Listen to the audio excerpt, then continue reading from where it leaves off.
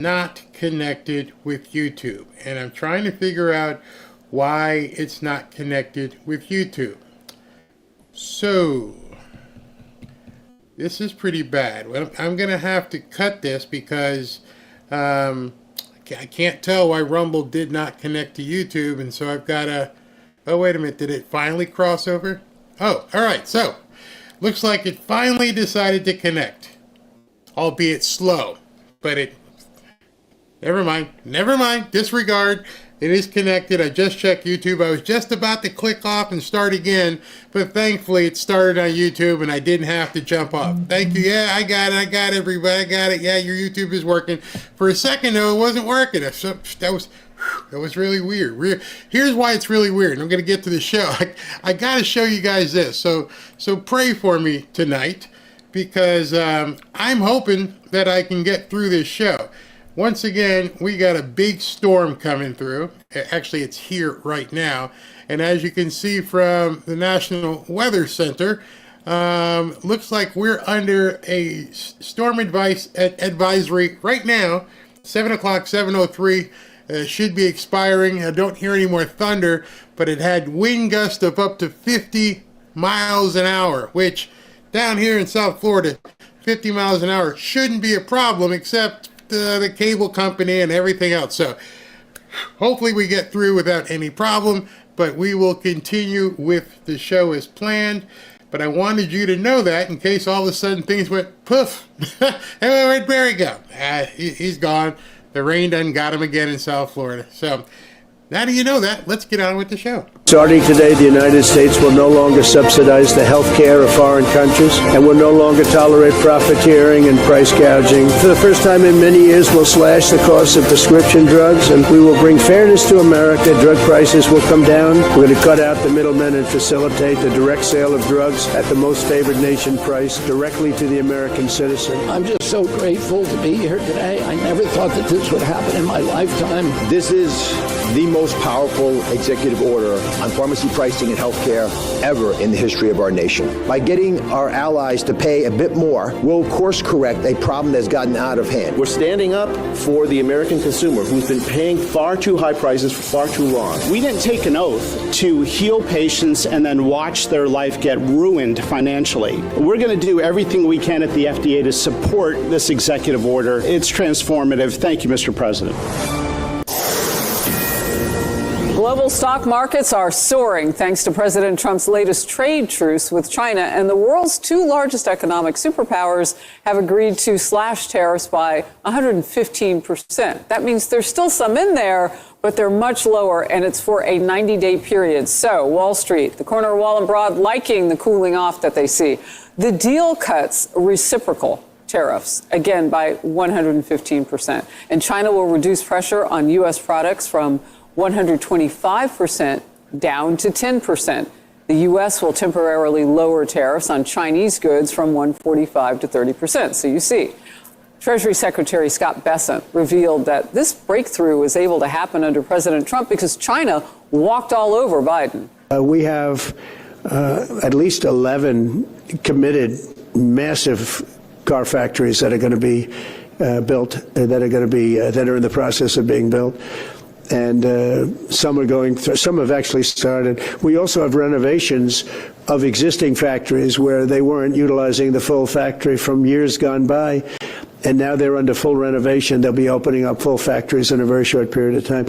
Our car industries, I think we're going to have the #1 industry. You know, if you look at Japan and these others, they do tremendously with cars, and they can do that too. But you know, if they want to sell cars in the United States, they're going to have to build factories in the United States, because I'm interested in cars for the United States. So one other thing. We have been working hard, trying to keep up with the president. The reconciliation package, of course, is a big part of that. And that will be the vehicle where we deliver most of the America First agenda. So a lot of work's gone into this. We've been working on that package for over a year in anticipation of this moment, because we knew he was going to win another term and that we would have unified government with Republicans in charge of the White House, the Senate, and the House. We cannot waste this opportunity. So there's not been a lot of rest around here. Oh, the regulation cuts have been coming really through the executive orders all the way back to the 20th of January. And so is this as big as they get? Oh no, they're going to accelerate for sure. And the bottom line is the one of the biggest things that I found back when we were in the first term in 2017 was the president's basically making it really, really difficult to create new regulations had an outsized big positive effect on the economy. You could go back and look, and small business sentiment, for example, by the summer of his first term was the highest it had been since World War II.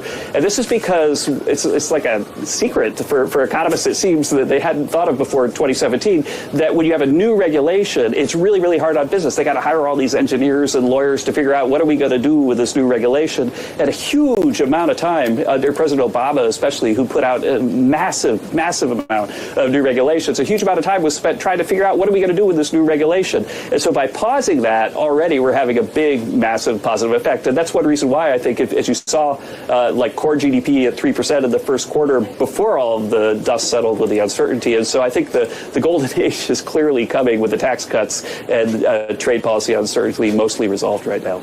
Meanwhile, early this morning, it was reported that Donald Trump caved to Xi Jinping and the Chinese Communist Party with virtually nothing to show for American workers. Donald Trump has changed his mind once again on his tariffs with a new deal with China to pause most tariffs for 90 days. Sadly, it looks like China has once again gotten the better of Donald Trump. They've hardly had to give up a thing. It's another example of Donald Trump's chaos. What you just said is one of the most insanely idiotic things I have ever heard. At no point in your rambling, incoherent response were you even close to anything that could be considered a rational thought.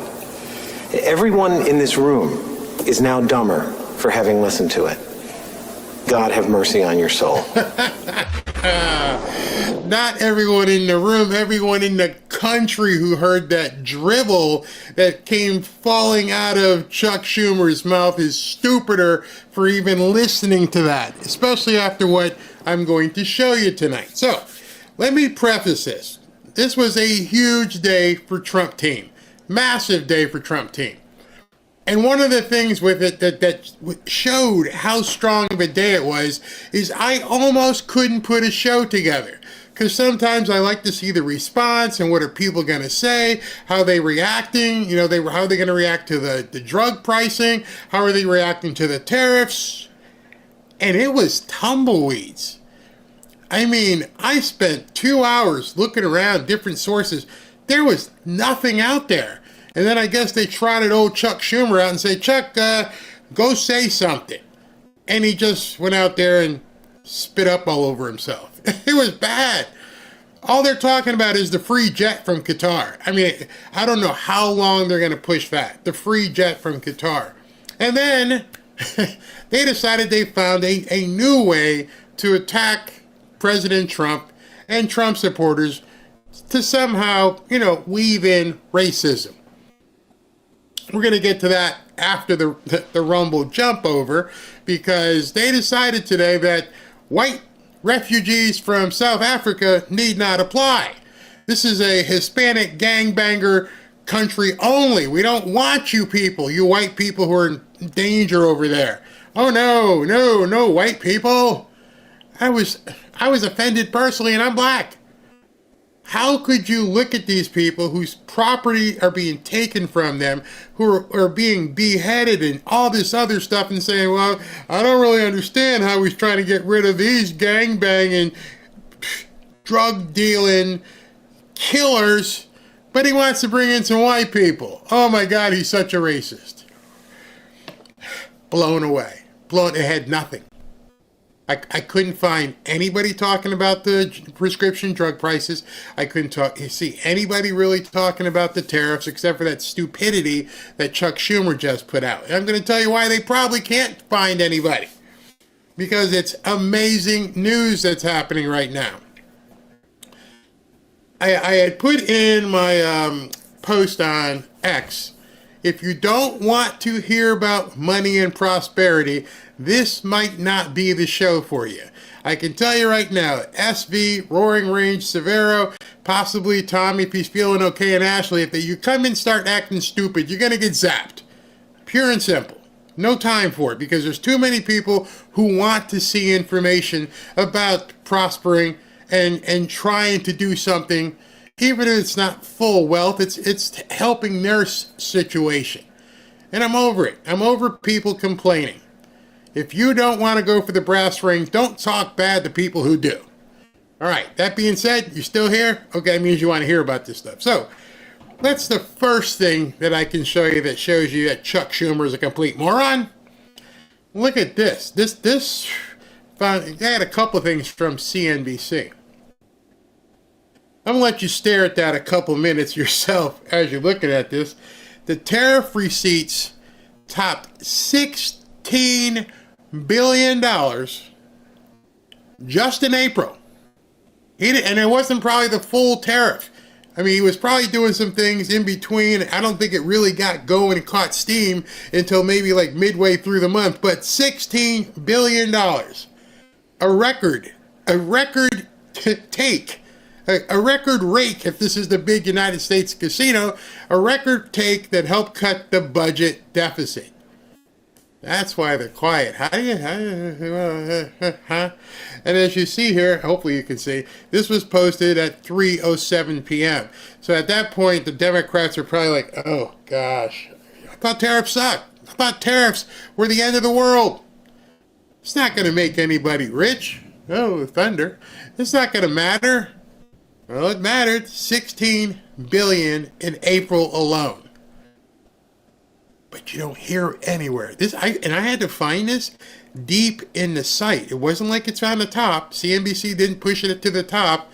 Nobody anywhere is talking about this on any news channel. You're probably hearing this for the first time right now. 16 billion, record breaking. Trump's 120 days breaking records, bringing in money for this country. How did it happen? Oh, did we need laws? Nope, just needed a new president.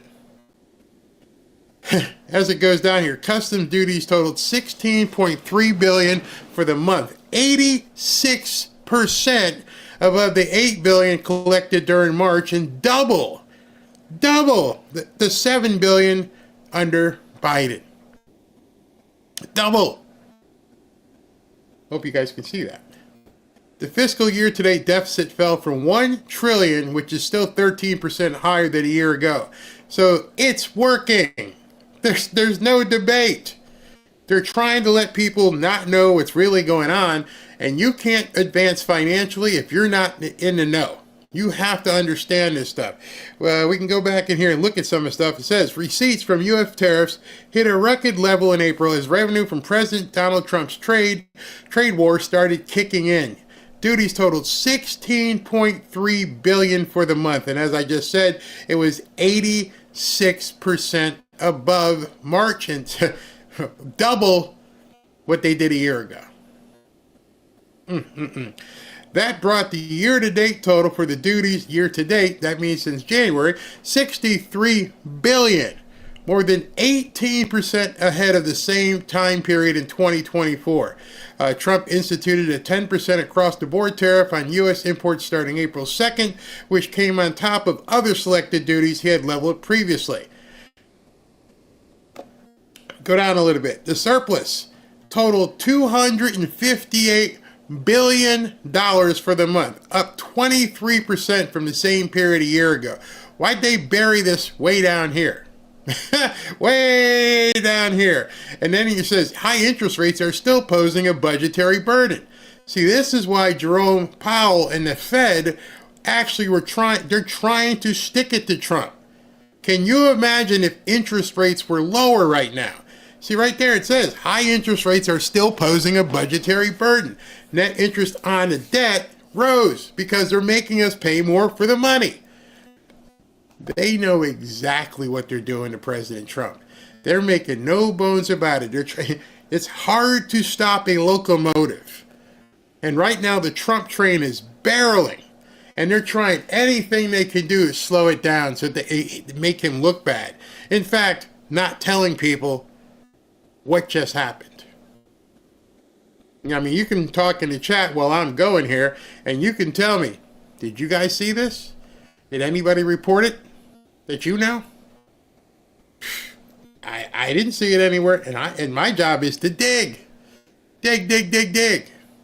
So I want you to hear a little bit of what Scott Bessant said this morning, because very few people played this either. And we're going to come back, and I got some more stuff for you. What has to happen is it has to be fair for the American people. But in January 2020, President Trump produced a template. We had an excellent trade agreement with China, and the Biden administration chose not to enforce it. The Chinese delegation basically told us that once President Biden came into office, they just ignored their obligations. So, we all already have a large... Hold on. Did you hear that?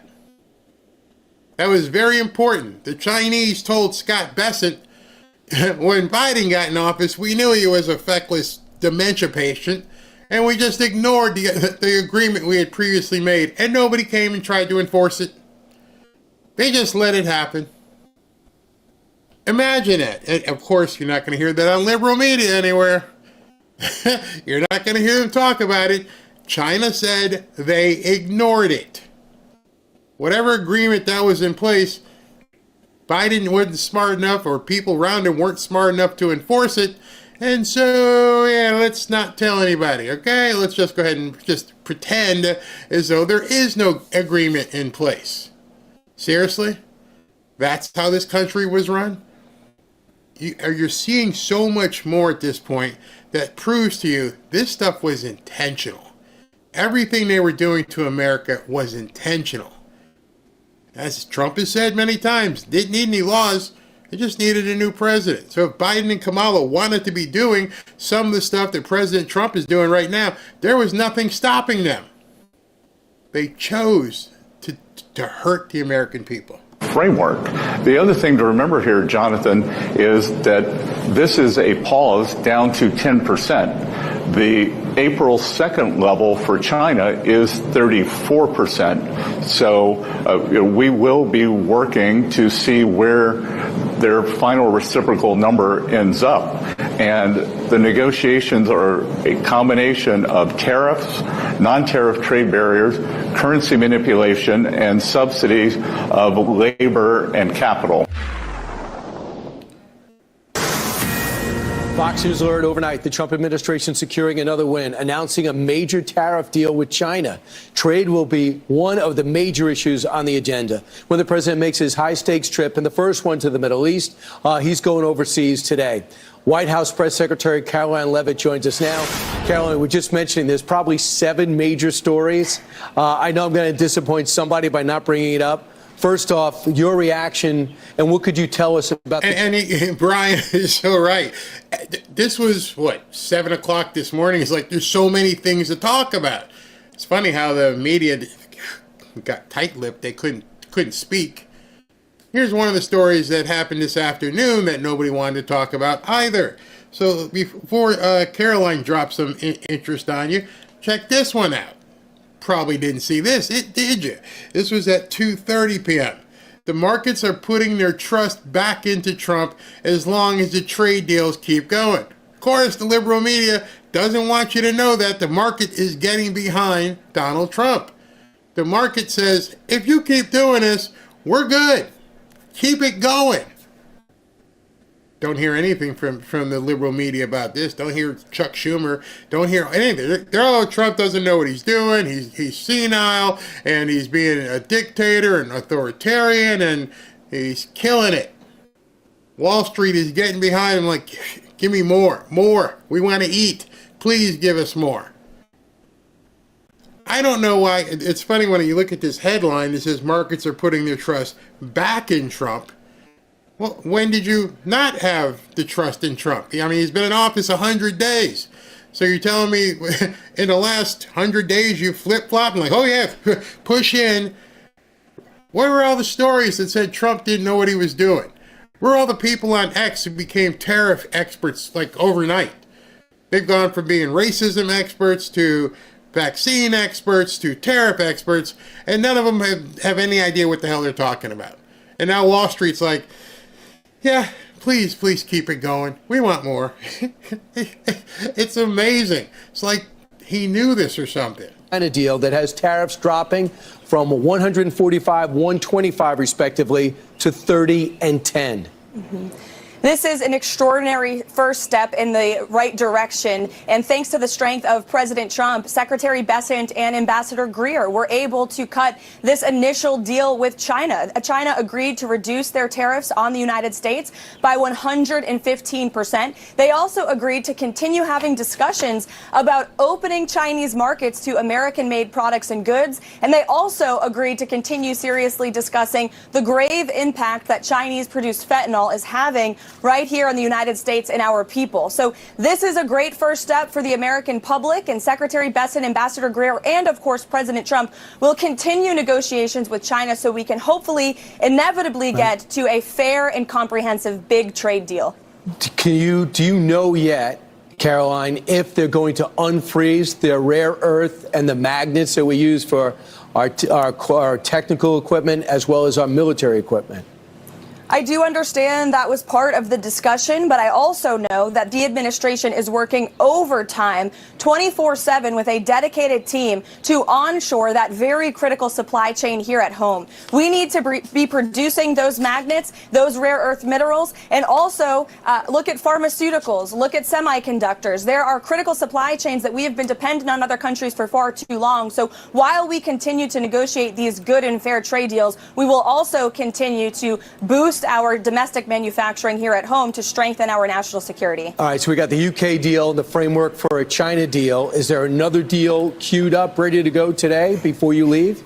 Well, look, we told you the next 100 days would consist of peace deals and trade deals, and that's exactly what we have seen. The president announced last week the big trade deal with the UK, as you mentioned. Now we have a first deal with China. Here in Geneva, we witnessed marathon talks over the last 2 days, 8 hours of discussions on Saturday, several hours more yesterday, and they've yielded a major breakthrough. As you noted, we've seen the U.S. and China now agree to slash tariffs for 90 days. So both sides have agreed to cut tariffs by 115%. In terms of China's tariffs on U.S. goods, it's now going to come down to 10%. The U.S. tariffs on Chinese goods going to drop from 145% to 30% because you've still got some levies on fentanyl in there.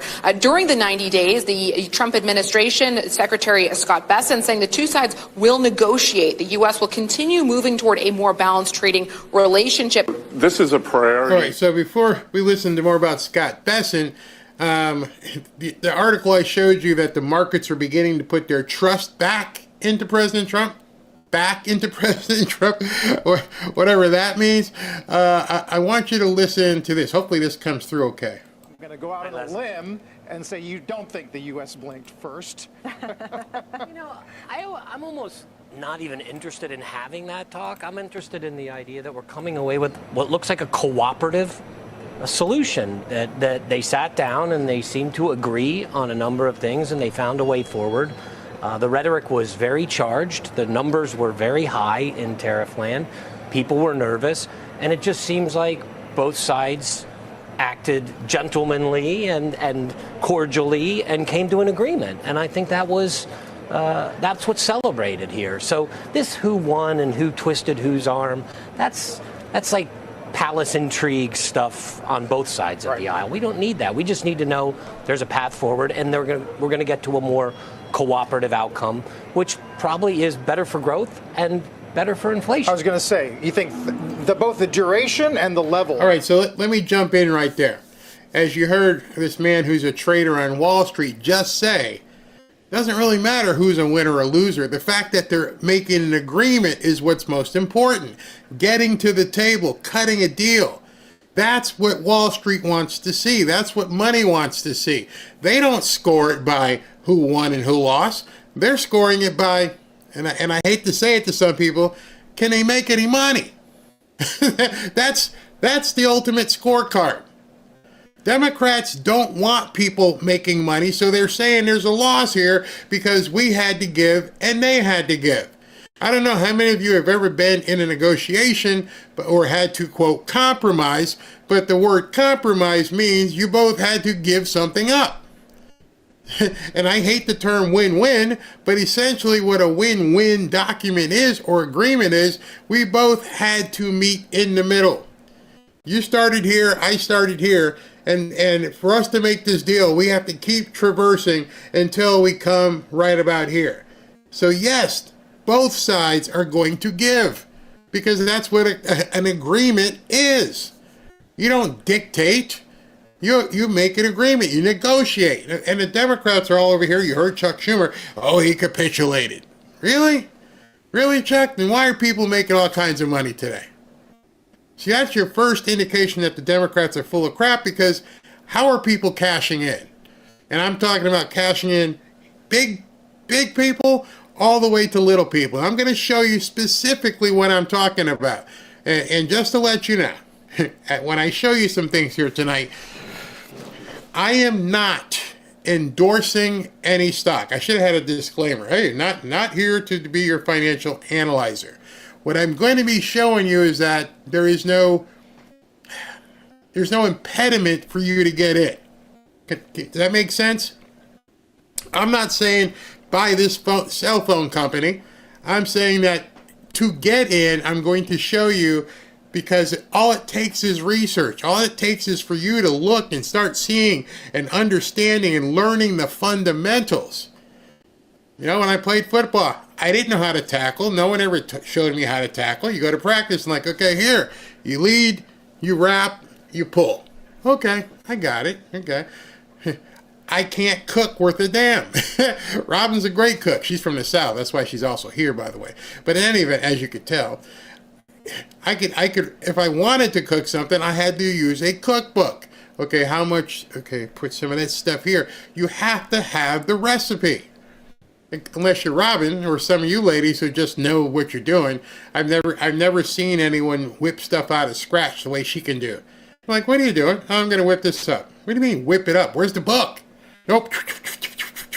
That's how I am with real estate. So I understand exactly what she's talking about. She was groomed. Her mom showed her. This is what you do. The grandmother showed her. She does have cookbooks, but she already knows what to do. You ladies, some of you men may think the same way, especially if you're from the South. It's like, yeah, I'll just go in the kitchen and take over. Okay. Well, you had to get that knowledge from somewhere. Someone had to show you, or you had to do it, by trial and error. Well, it's the same thing with the market. Don't wait for someone to show you. You're going to have to jump in and do your own due diligence. And if it's too hard, then, it might not be for you. But nothing worthwhile is easy. Just remember that. And you're not looking to make money tomorrow. You're looking to make money 6 months from now. Or you should be anyways. Let's continue with this. Is enough to restore some confidence? I think so. And I think let's just take a step back and look at what's trying to be achieved. We're trying to achieve a better trade balance in this highly imbalanced situation. And if we can get, as the Commerce Secretary has said a number of times, just 1.2 trillion of trade imbalance down to 900 billion, just 300 billion. That's 1% of GDP in perpetuity that we're kind of producing back home. I think that's a very important stat that gets lost on a lot of the economic intelligentsia out there that sort of pushes back on tariffs. So we're trying to rebalance. Because it's not intelligentsia. It's politically based. I've also mentioned to you many times that even the people who are Democrats, they know specifically what they're doing. They do it with their own money. They just play stupid and tell you this is what Trump's doing and it's really bad. Wink, wink, wink. Let's get in and buy some Tesla. Even though Tesla's bad, isn't it? We're not supposed to buy Tesla. Shh, don't tell anybody. It's all a charade. You do not have $200 million like Nancy Pelosi has without using conservative financial principles. Can't be done. Can't have the money that Bernie Sanders has without using conservative fiscal principles. Can't be done. If they were listening to their own BS, they'd be all broke. Every single one of them would be broke. But you look at them and they're millionaires. 100 millionaires. They all got cash. Doesn't jive well when you actually look at the situation and go, oh, you're saying nobody else should be making money. It's a bad thing to think about profit. And meanwhile, Elizabeth Warren, they're all loaded. Dan Goldman, loaded. Dan Goldman's worth like something like $50 million or more. But they don't tell you that. Shh. No, we're for the people, the little people. Go buy that stock today. I guarantee you, when stock trades come out and people show you what these people did in the last 24 hours, well, now you won't be shocked because I've been telling you, and they won't tell the little people, so they won't even know. They think they're like, we're with you. Let's go stand on the picket line. Bye. They heard Trump. They knew what was coming. Otherwise, there would be no insider trading. See, I think people don't understand that. Well, I know the people on the left don't understand it, because if they understood it, there would be no insider trading. All of them, all of their leaders would be broke. But when you see these people having tens and hundreds of millions of dollars, how does it not sink in what you're looking at? When Nancy Pelosi does a video and she buys $25 an ounce ice cream, does it not sit into the protesters and the Antifa going, hey man, I think we're being lied to. These people rolling in it. Nah, you don't even get it. You don't get it. What was George Carlin? It's a big club and you ain't in it. Fiscal deficits, we're trying to rebalance trade deficits, those old twin deficits from the old days. Mm-hmm. And I think there's progress here, and I'm optimistic that progress took a big leap forward with an adversary that was pretty formidable for the U.S. And you use the word solution. Do you think the markets are treating this as a solution? Or do you think they see it as something that, there could be developments over the course of the next 90 days and potentially beyond? I think it's a gateway. I think we have to look at it as a gateway. There's an opening. I think we have a Treasury Secretary that has shown he's a wonderful negotiator and sat back with a very difficult situation since April 2nd and kind of managed some of the fallout. Yeah, held the market's hand. Yeah, yep. and dealt with the Treasury market when that became a little bit unruly, right. And people thinking about folks selling our securities and disruptions and dislodgement. I think we've come a long way since April 2nd. We're rebalancing trade. That is a good thing. That's a less imbalanced U.S. economy and global economy. And if we can get more consumption out of China, a little less of that trade imbalance, I think we're all going to find ourselves in a better place going forward. So that's the optimism. Well, that's if you understand what the game is. We're all going to find ourselves in a better place moving forward if you're actually taking that walk. And you see, in order for you to prosper, you have to be doing something. You just can't sit there and eat bonbons and watch TV. All of this is designed to keep you poor. Because they know it sounds so confusing. The numbers sound otherworldly. 1.2 trillion, if we take it down 1% to 900 billion and blah, blah, blah, blah. Because they're moving in such large numbers, huge numbers, that, when you are talking hundreds of billions, if something moves this much, it's huge. It makes a whole lot of money.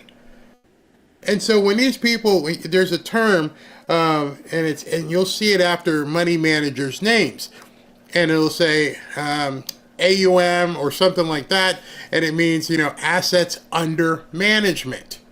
Well, what's asset under management? Well, some people like this guy may have $1 billion under management, meaning people have put into his company and he's the one who exercises trades and does everything like that, and he just takes a percentage of what he moves. So if you have $1 billion under management and something moves 0.25%, you did $1 billion in trades today. Well, do the math. Figure out what 0.25% of $1 billion is. And that's the type of money that's moving across the world. I played a video earlier today with Dave Portnoy screaming about how much money he made. He's moving millions. He's a small player in the grand scheme of things. He's not moving hundreds of millions of dollars, but he made, as he said, $600,000 or $700,000 today. That's not bad scratch. And as I said also earlier today, if you made an extra $200 today, An extra 75. If you made an extra $75 a day, where would that put you? Because you can do quick math. You do $50 a day, that's basically, you don't count the weekends, but 20 days, that's an extra $1,000 a month in your pocket. Just moving that amount of money. And so they try to make you think that this is a club that you can't get into. And people are risk averse, and they're like, I can't do this. I might lose. Well, this guy's walking around with $1 billion under management. You don't think people that he's working with understand that the risk that they may be taking? See, if you know what's going on and can see or relatively predict how things are moving, because you also may be thinking, how did everybody know to get in today? Because Trump told them, oh, we're going to do this, we're going to do that. And they knew as soon as the deal was mentioned what was going to happen on Monday. And it did. But if you didn't know that, oops, sorry. Got a delivery. So let me put him back on. All right, Matt, just hold on. View, and Carl, I always try to spin a little bit more of an optimistic view, and I think the markets are reacting very positively. And I think we're also learning art of the deal again. We're seeing how this president negotiates. He goes with the big sort of destabilizing move and then brings everybody back. And we're just going to have to get used to that again for the next 4 years. We saw a lot of that in 17, 18, and 19, and we haven't seen it for the last 4 years before, and that's the way it's all going to work. Right. So that strategy and the... Wait. What'd you say? Oh, you haven't heard or seen this in the last 4 years. Why have you not seen this in the last 4 years? Because Biden wouldn't do anything. And so now, here we are, 100, I'm sorry about him barking, we had a delivery guy. We're 115, 120 days in, and now it's actually clear to people. This is going to be something we can begin counting on for quite some time.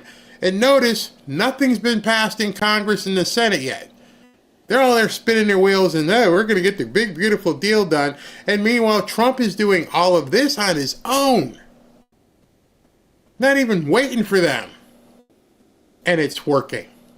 And will continue to work. So, if they keep announcing deals, and who knows what's going to happen when they get over to Saudi Arabia, and they're talking to the people in the Middle East. I had heard today that he is going over to Saudi Arabia and asking or demanding that the grand poobahs over there ante up another $1 trillion in commitments.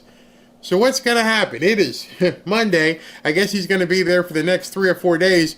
What happens if, like, Wednesday he announces another $1 trillion from Saudi Arabia? Start thinking. That's how this stuff happens, and you can be a part of it. That it brings, has it done any kind of damage to the macro that will be difficult to unwind? Even if policy reverses? I think every CEO is going to talk about uncertainty and how this, that, or the other thing made their business model harder to deal with. But, CEOs love to do that. They love to have a crutch. They like to say, oh, currency markets caused problems, or this tariff caused problems. It's usually a nice cover if they did something wrong themselves. So I think we'll hear about it. Is it really that much more uncertain than it's been, in the past decade or 2 decades or 3 decades with trade policy imbalances? I don't know. I think we're going into a period where we're going to get more cooperative trading arrangements that are better balanced for everybody, and that's going to create a bigger pie and us sharing that bigger pie in a more equitable fashion. I love the way he said that. Just by cooperating with these other countries, it's going to create a bigger pie, allow us to share in this pie. Go ahead and get your face all up in that cherry pie. Go ahead and get all that sweet goodness. It's time for you to get some. So this particular headline that ran probably won't appeal to you too much because you're beyond that time where you would need a job of this sort. But as he was just talking about how CEOs are going to be making moves, I want you to check this out. McDonald's announces plans to hire 375,000 people. This was at 4 p.m. today. McDonald's plans to hire up to 375,000 workers across its company-owned and franchised U.S. restaurants this summer. U.S. Labor Secretary Lori Chavez DeRemer was present at the announcement as the fast food chain cozies up to the Trump administration. McDonald's is one of the country's largest private employers. 375,000 people, huh? That's a lot of people. Back to work. Now, many of them may be college kids, high school kids, maybe some seniors. Gonna be a lot of work out there. A lot of work. What does that mean? That means there's a lot less people needing lifelines. Get your butts out there and go to work. I don't want to work for McDonald's. Good luck. We're cutting off your other stuff. You're not going to just be able to, laze around and have the government pay for you. You're going to have to do something. Let's look at the story here. On Monday, McDonald's announced plans to hire up to 375,000 workers this summer. While McDonald's has long been one of President Trump's culinary favorites, the company has been cozying up to his administration during his second term. The company likely hopes to stay in Trump's good graces and avoid obstacles to its business like Health and Human Service Secretary R. Kennedy Jr.'s Make America Healthy Again agenda or unfavorable regulation by the Department of Labor. For example, McDonald's donated $1 million to Trump's second presidential inauguration, making its first contribution to an inaugural fund in more than a decade.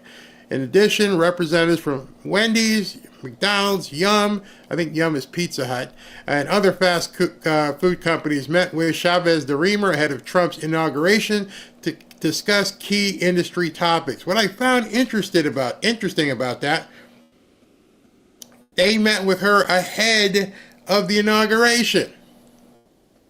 He got elected and they're like, oh boy, we need to get in there and kiss the ring. This guy's going to be moving and shaking as soon as he hits the ground. So they just disclosed in this article today at 4 o'clock that all these fast food companies went and kissed the ring and had meetings with Trump before he even got inaugurated. And it's taken this long for it to actually bubble up to the top so you can see it. 375,000 jobs. There were months where Joe Biden didn't even get 375,000 jobs over 3, 4, 5 months. What do you think the market thinks about that? And I'm not talking about the food. It's trash. We all know it. But kids like it. But $375,000 people, that's a lot of people. For President Trump and indeed the whole administration. I have a personal stake in this. The two very close friends lost children to this terrible scourge. Hundreds of thousands of Americans die every year. And I think that we saw here in Geneva that the Chinese are now serious about assisting the U.S. in stopping the flow of precursor drugs, because the Chinese brought their trade delegation, led by the vice premier, but they also brought a deputy minister for security who was their fentanyl expert. We brought someone from our national security staff, and they had a very long and in-depth sidebar about how our two countries could work together. Joe, I would characterize... All right, so before he goes there, I want to show you. Here's a comment. And in this comment, and Terry, I am not trying to embarrass you. What I'm going to say about your comment, and see if you guys can guess what I'm going to say. Terry says, yes, Barry, but what McDonald's does not tell you, that is all those jobs are part-time and no benefits. I know because my girl is one. They hire 5 part-timers that are undependable instead of 1 full-timer. Okay, so here's my comment to that. McDonald's, when I was growing up, was not a career choice. McDonald's was supposed to be part-time. McDonald's is where high school kids and college kids would go to work and have some extra scratch for the weekend, or for a pair of shoes, or for, clothes, or a basketball, whatever. It was not designed to be a life choice. Unless, of course, you get out of college, you want to be a manager. So I don't care that they're part-time. In fact, I prefer that they're part-time because I don't want people thinking that they've made it by working a fryolator. Not denigrating your daughter or anything, but what I'm saying is you got to aim higher. Getting a full-time job at McDonald's isn't what I would want to do. In fact, if I had the knowledge and I'm doing a part-time job at McDonald's, that's kind of insulting to me. See, I think what we're seeing here, and again, Terry, thank you for the comment. I'm not trying to demean you at all. I think what we're seeing in terms of Make America Great Again is have adults aim here. Aim high. Go for it. Kids, get your start. Learn what it means to work. Learn what it is to get paid at the end of the week or every 2 weeks. Like, whoa, I got paid. This is cool, Mom. This is really interesting. Training kids again. We all loved it. I remember the first time I went to work. Again, I mentioned it was a company called Caldors. They were like a home and garden center, like a Kmart way back in the day. And, the first check, you're 17 years old, and back then I got a check for I think it was like $80, and I was like, I'm rich. I'm rich. And my father then took me to the bank and said, open a bank account. What do I need that for? Because that's where you put your money. Oh, it's going to be in my pocket. No, you're not. You're going to put it in a bank. You're going to get this much that you can keep to spend. The rest is going into the bank. Because that's what our parents instructed us back then. How many of these knuckleheads that are running around right now fighting in McDonald's and doing all the crazy stuff you see on X have opened and learned financial responsibility at a young age? Think back to when you were 15 and 16. How did you learn financial responsibility? How did you learn how to keep a checkbook? Well, more than likely your parents told you. Now, this day and age, these kids know all about the games, but they don't know how to be contributing members of society. Get a job, put it in the bank, and build for something else. You're not going there. I mean, I've got a grandson right now, Ashley's son, who got his first job. And I can tell you a secret. Neither Ashley, his father, me, Robin, his grandparents, ain't nobody saying, you got a job, son. You're set. You're going to be doing this for the rest of your life. Hell no. That ain't how it works. That's how none of this works. You got to aspire. Very much as President Trump, the equivalent of President Trump's relationship with Party Chairman Xi. They have a good relationship, but they both advocate strongly for their respective countries, for their respective citizens. So it was always respectful. We have the two largest economies in the world. We were firm, and we moved forward. We tried to identify shared interest. We came with a list of problems that we were trying to solve, and I think we did a good job on that. And again, this is a 90-day pause. For our tariff program, we had a plan, we had a process, and now what we have with the Chinese is a mechanism to avoid an upward tariff pressure like we did last time. So this is a 90-day pause. There was no sense of anxiety. There was a sense of moving forward. There was a sense of mutual respect. There was a sense that we had shared interests. But I have seen what's going on in the Chinese economy. We can see what's going on with the shipments to the U.S. And again, we are the deficit country. Historically, the deficit country has a better negotiating position. Good morning, everyone. All right, so I know that was a lot of heavy finance he was talking, but suffice it to say, we were the people who had a lot to gain from this, and it was merely because nobody else had talked to China. He said Biden, they knew Biden couldn't do anything, so they ignored him. So when I heard that, I pretty much said, you know what? That tells me they were waiting for the call. They knew it was coming. They're like, yeah, Trump's not going to let us get away with this anymore, is he? We're going to have to pay up. It's just a matter before we get the call. And just like McDonald's had talked to people before the inauguration, I'm pretty sure we didn't know about it, but there were some calls back and forth. You know this ain't going to fly, right? Yeah, we know. Yeah. So we'll allow you to save some face, but it ain't going to happen like this anymore. You're going to have to pay up.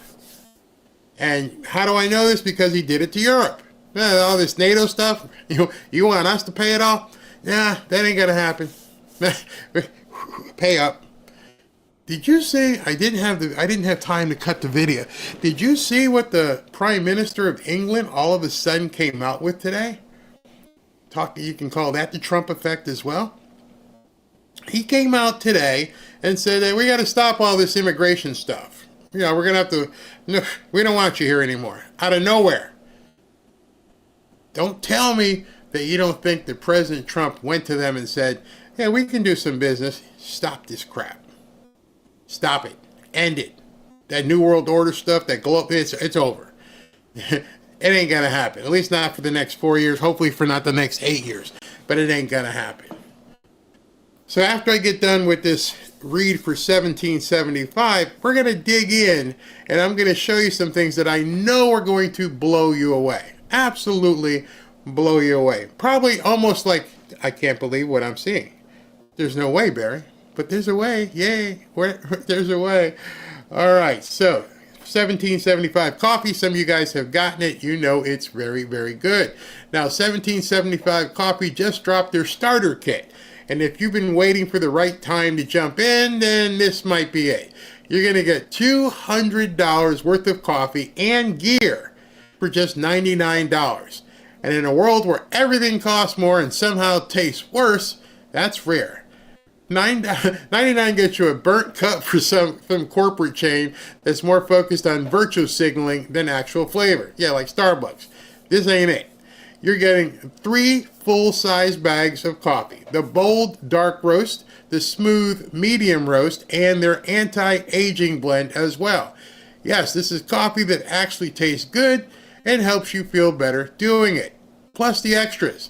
A matte black tumbler with some unapologetic freedom quotes, a gold spoon clip to keep your coffee sealed in your kitchen from looking like a disaster, and a frother that just works. No app, no fuss. This stuff is single origin, small batch, mold free, and roasted fresh. Rated 85 plus on the cupping scale. That's top tier specialty coffee without all the marketing BS. You've seen 1775 blow up on Rumble, and for good reason. Go to 1775coffee.com/Barry and grab your starter kit before it's gone. Start your day with coffee that not only tastes great, but actually backs what you believe. All right, so now I'm going to show you some things. And some of you people, and I don't mean like you people, some of you are not going to believe it. You think that this is out of reach for you. All right. You ready?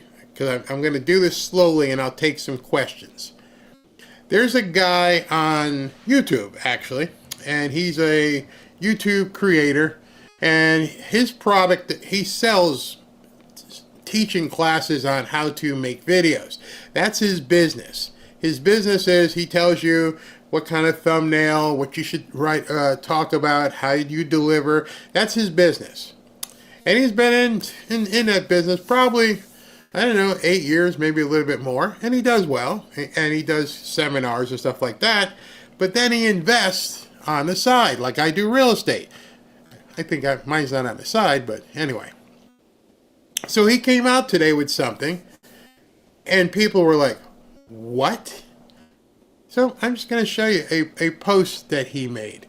And here's the post that he made. Okay.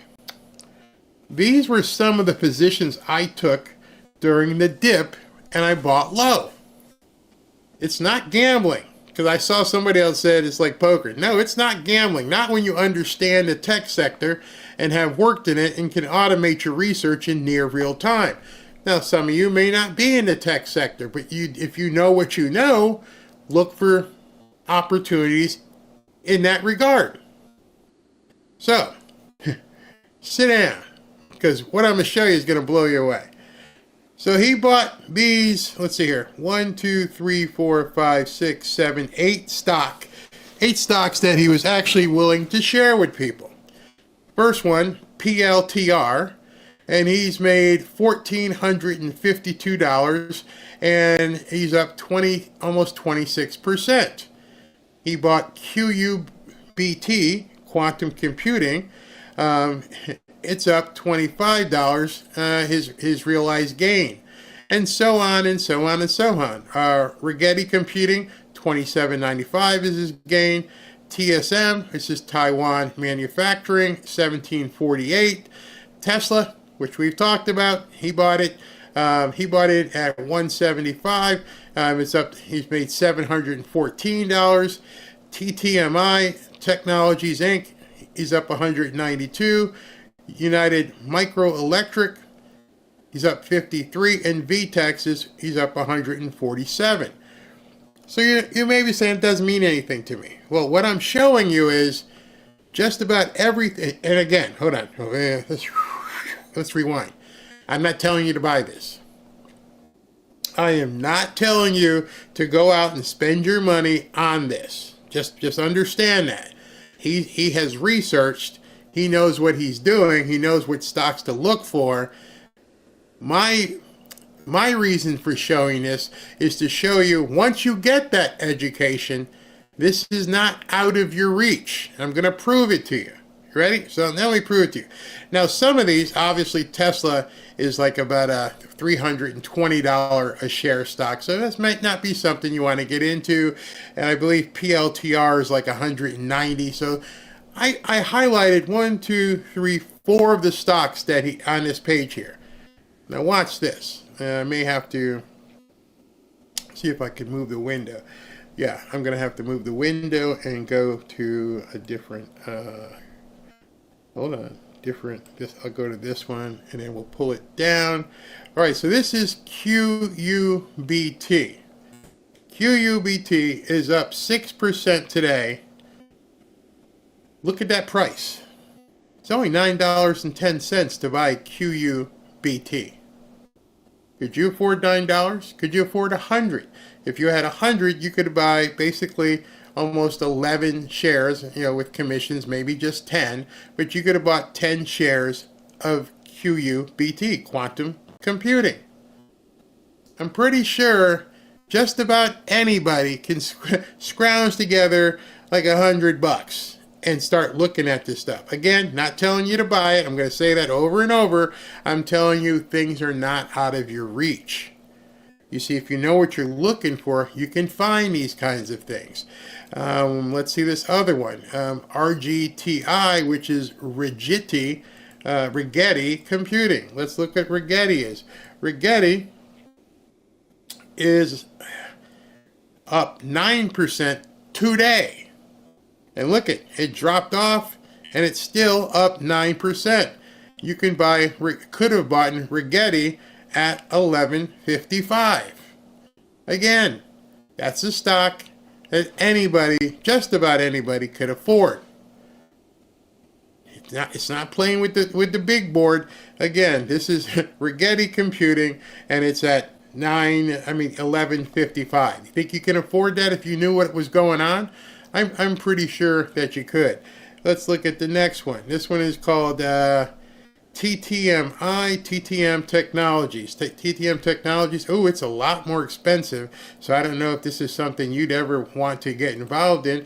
But it's $28 a share. $28 a share, up 7%, 7.5% today. All right, let's continue going. Again, I'm not telling you to buy these stocks. I'm telling you it's within your range to do something. This one's called UMC, which is United Microelectrics Corporation, UMC.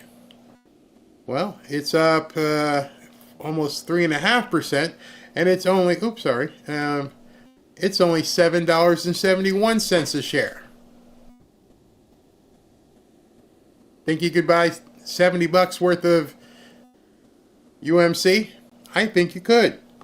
I think you could if you knew what you were doing and you knew what to look for. I got one more for you, and this one, did very well again today.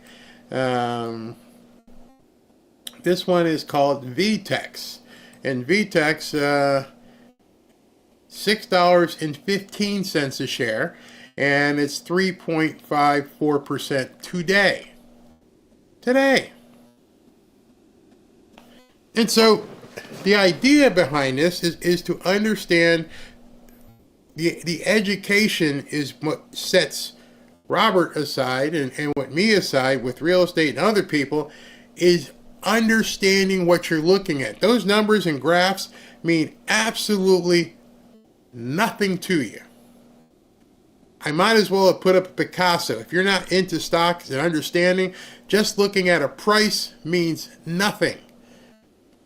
So what has to happen next? You've got to begin digging in. There are some vital signs that they put under all these stock things, and you have to, wonder why. What do these things mean? Okay, so if you look here, you've got the open price, the high, the low.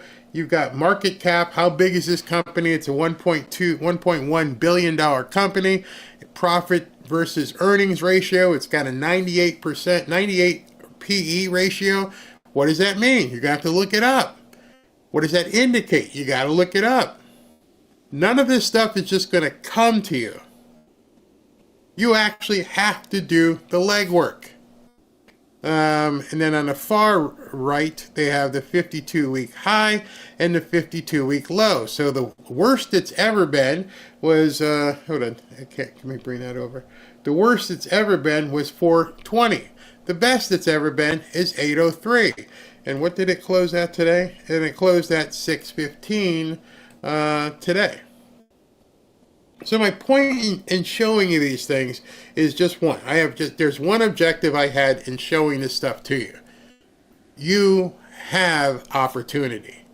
You may not know, you may not have realized it before you just saw this stuff, but I don't care where you are on the scope.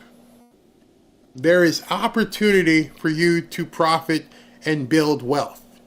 I'm like, well, Barry, how am I going to build wealth? Well, let's say you only had $100. And if you had $100 and you, made 3% or 4% this month, doesn't sound like a whole lot. But it gives you more money to keep doing and looking at stuff. And as you begin learning, oh, here's a company. Oh, I'd like to see this one. This one here because I looked at the profit and earnings ratio and they may get a contract with so-and-so. And these are things they don't teach you. You have to actually now, at this point, I just want to let you know, there's some people out there that are buying stock based upon grok. And I'm not advising that, but what I am advising is grok can help you learn. Grok, how do I gauge the viability of a stock in the fashion sector? Because that's the other thing. Each sector is completely different. Some may be seasonal. I guess what I'm trying to say, the only thing stopping you is what you know up here. And if you're waiting for somebody to give you that knowledge, you're going to continue being in the position you are. My objective is to show you you're not trapped. Don't ever let anybody tell you you can't move. So at this point, whether you're on a fixed income or not, if you're sitting home, turn off the TV, turn on CNBC, learn what the symbols mean. Start there. Understand, hey, what's this mean? What's PE? What's this? You know what else you can do? You can buy a single share and you can log on and listen to the shareholders' calls and hear what the people say. Use your time wisely and it will help you prosper. That's, I guess, the lesson I can hopefully help you with tonight. It's not going to happen. Don't go out and buy those stocks just because they were $6 and $7. Don't do it. You don't know anything about that company. It would be foolish to do that. You could be flushing your money down the drain. He could have bought it knowing they were getting ready to come out with some app, and they came out with the app and he made 10%. I don't know. Because I haven't researched those companies, so I wouldn't buy them. So that's what I wanted to let you guys know. Let's hear. Can I share some of the stocks you own, especially some of those that cost $100 or less per stock? I'm a real estate guy. I jump in when I see an opportunity, and I'll hold for a little while and then jump out. Obviously, I say it all the time. So Tesla is my main vehicle at this point. I love Tesla. And one of the reasons why, and I told people earlier, and what's funny, every investor you talk to is going to have a different criteria. And my criteria with Tesla was, did anything happen with the company? No. Did the car blow up? Did they catch fire? No. Did the batteries not work? Did anything happen? No. There's been no negative responses or impacts from the actual vehicle. All right. So it's not the product. No. So it's all the pressure, all the downward pressure was merely social. Yes. Yeah. Why wouldn't I?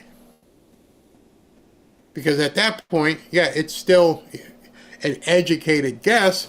But if everything about this is fine, it doesn't have any glitches. It's not, and the only reason this price went down was because people are like, pooey, I don't like you. People who buy and invest don't do it with emotion. People who use emotion are trying to influence you. And so, yeah, he took a hit. But now he's up $1 trillion in market value. Because it went right back up. The smart people are like, are they done doing it? Are they done burning up dealerships? Are they done wiping poop on stuff? Yeah. Are the cops watching now? Yeah. Okay. Get back in.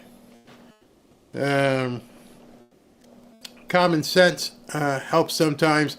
I bought stock in cruise lines during the height of COVID, and they went up over 400%. Nice. Nice. DraftKings stock has been a honeypot for me. So, you see the terms? What does that mean? You're seeing this and you're like, I don't even know what that means, honeypot. And you may say, what the hell is DraftKings? So, Dank Daddy here has done some homework, and he also knows, well, what's coming up. Well, football season is about to they're in mini camp right now. So he's knowing there's probably going to be an uptick come June and July. And he's probably going to want to take his position and watch before all the camps open and everything. Because once that happens, people are going to be betting like crazy. Barry, do you get a certificate in the mailbox? For what? Oh, for stock. No. No, it sits in an account. You could request a certificate if you want, but no, you don't have to get that. Tesla makes vans, buses, and little homes. And they also, I don't know if you saw, they just ordered, let me see this article if I can find it. The Tesla taxi. Did you guys see what happened with that today? That they're going to, wait a minute, let me see if I can find that article. It was all over the news, and it was like, what? Yeah, let me show you this real quick. This popped up in the news today. Everybody was talking about it, and if you guys haven't heard this is something, Tesla's probably pretty much out of some people's price range, but again, if you're not watching the market and seeing what's going on, this is one of the things that popped up was the Tesla robo-taxi. And the Tesla robo-taxi, they said something like, and you could go through this entire thing, but it's all this information is here. The robo-taxi warriors are here. Paid robo-taxi business has exploded to more than 250,000 paid rides per week. Now, that's kind of scary. I don't know. You imagine being in a car and hey, listen, I want an Uber, and the car just shows up and there's nobody there. I'm not ready to get in that yet, but it's going to be huge. It's going to be absolutely huge. I can't invest that much, but yes, they have now a self-driving taxi. Get ready. When I started working in 1974, my monthly pay was $326. I could believe that. Yeah, people didn't do anything but make Elon Musk a trillionaire. Talk about the brand identity alone. Tesla, Tesla, Tesla, Tesla, burning up Teslas. It was crazy. Invest in autonomous driving. That's where it is. That's where it's going. Marvin B says, he posted this already. Breaking, a federal judge has given President Trump the green light to use IRS data to track down.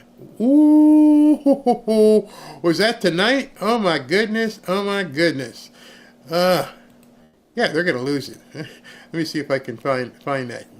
Maybe SV already sent it to me. Let me check in here. Yep. You go, SV. All I do is have to check. Here's what just came out. This came out at 7:58, so about 15 minutes ago. A federal judge has given President Trump the green light to use the data to track down the newcomers. That's huge. That's huge. So the district judges are losing very, very quickly. And so here it is, Monday night at 8 o'clock, and the news just keeps coming. Just keeps coming. It's simply amazing. So I just want you guys to begin looking at the different opportunities that are going to be or are afforded to you, but they require knowledge.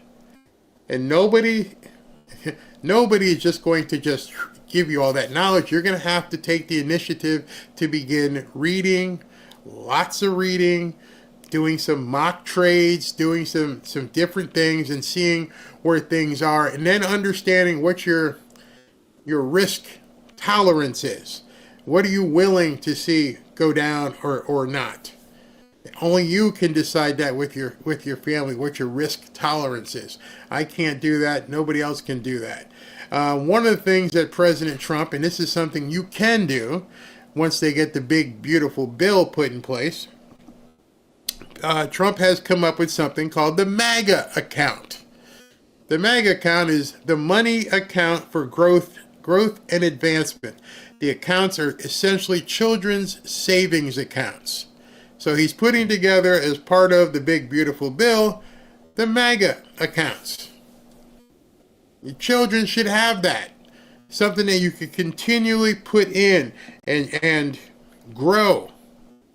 Remember, you used to get savings bonds? Well, now the MAGA account is going to allow a higher rate. I mean, I'm looking to see what the information is. Let's see here. They're saying here, the GOP's MAGA accounts aim to promote early financial growth by establishing savings accounts for children under the big, beautiful spending bill. Love this idea. Teaching kids to save and invest early helps build strong, responsible citizens. It's forward thinking, just what our country needs. So what I'm telling you right now is what President Trump is setting up for your kids, your grandkids. Letting them know, learn now. When's the last time you heard that from a Democrat? When's the last time you've heard a Democrat say, hey, listen, let's show you how to do some fiscal responsibility and teach you how to invest now at you're 12 or 13, and by the time you're 20, you may not have to work. You may not have to do anything.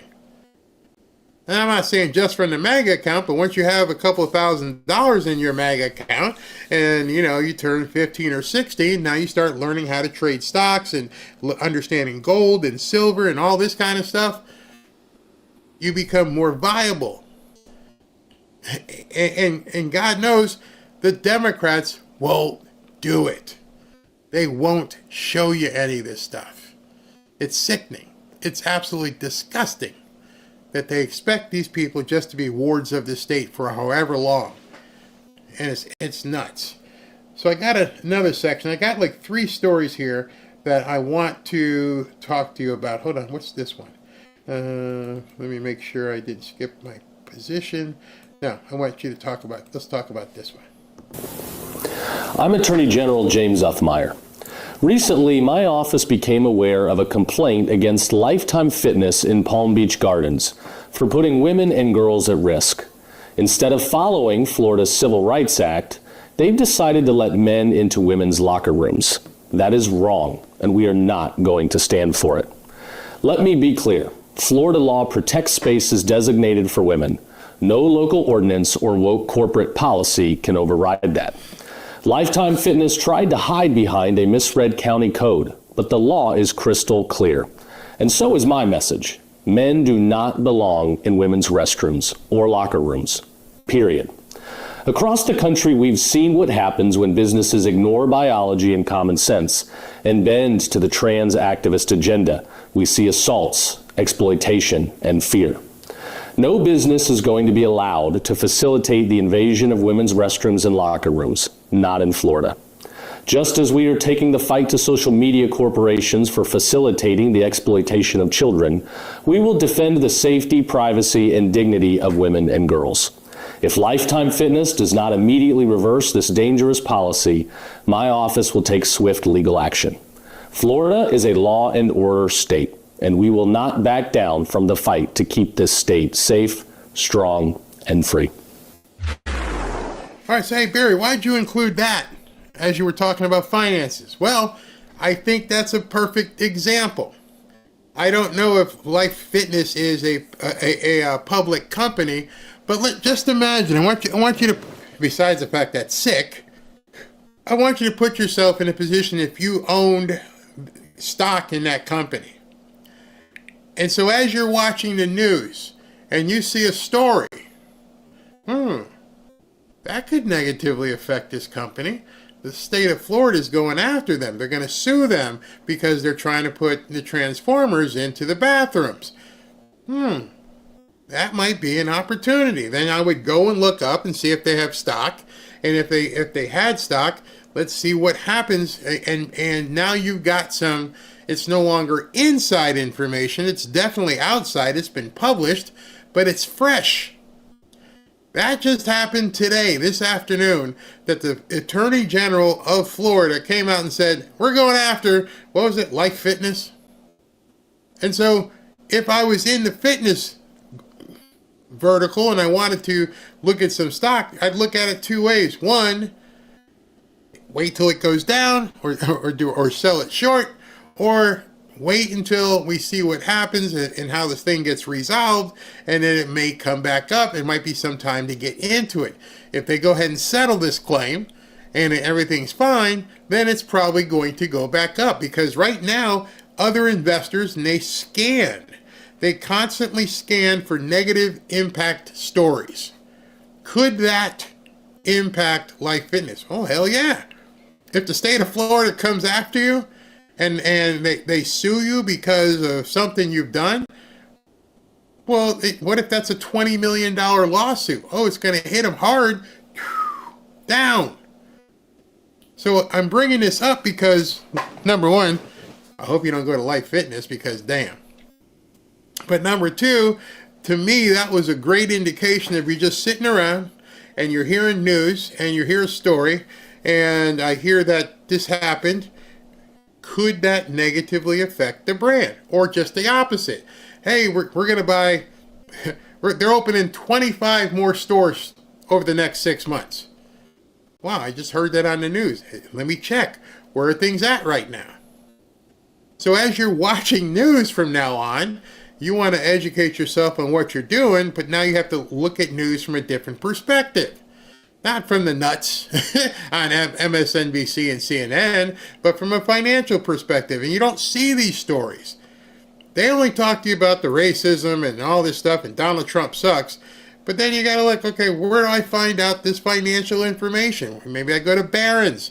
Maybe I look at Investors Daily, and I look through that, and I see, okay, what's going on? And then you see a news story. Boom. And then you hear Trump buy stuff. So that's just one today indication of how you can see something about a brand or a company and then react accordingly. And so a lot of times people say, I don't know what to do. Learn. And then rub your eyes and say, okay, now I understand what I'm looking for. So what happened with XYZ company? And then if you didn't see that, search it. I just showed you about the robo-taxis and how that market is exploding.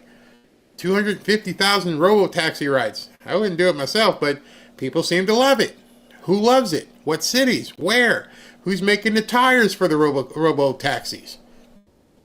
All these different things. Who's making the glass? There are companies that are making the chips for those cars. Who's doing what? So you have to be able to deconstruct the entire thing. Okay, robo-taxis are a big thing. Yes, they're from Tesla, but who makes the Tesla tires? Who makes the Tesla lights? So because if Elon Musk says, I'm going to buy 150,000 more or build 150,000 more robo-taxis, then in your mind you're like, wow, 150,000 more robo-taxis, that's like, 600,000 more tires. Who's selling him the tires? See what I just did there? And so as you're watching a news story, like 600,000 more tires because there's 4 tires. Let's say there's spares, maybe it's 700,000 tires, or they're going to have to get a surplus in case people go flat. Maybe they're going to sell 1 million tires. Ooh, that tire company is probably going to go up simply because Tesla is going to order 100,000 more taxis. Who's the seatbelt company? You see, once you start drilling and your mind gets out there and you're like, okay, hold on. Okay, I just saw that Tesla is going to do 150,000 more taxis. I need to go look this up. And I can find out different things. How do you find out the different things? Download their prospectus. Just giving you information, giving you ideas. Let me take a few comments to see if I've just completely scared people. Parts and parts and parts. Yeah, family, let's make money. Yeah, but before you can make money, you have to build that other muscle, this muscle up here. This is all new stuff for you. If you walked into a gym today and said, you know what, I'd like to have guns like Barry. That's some big guns. Well, you don't start there.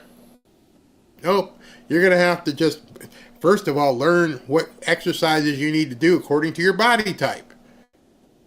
You don't just get to curl or bench 300-400, but you don't get to do that.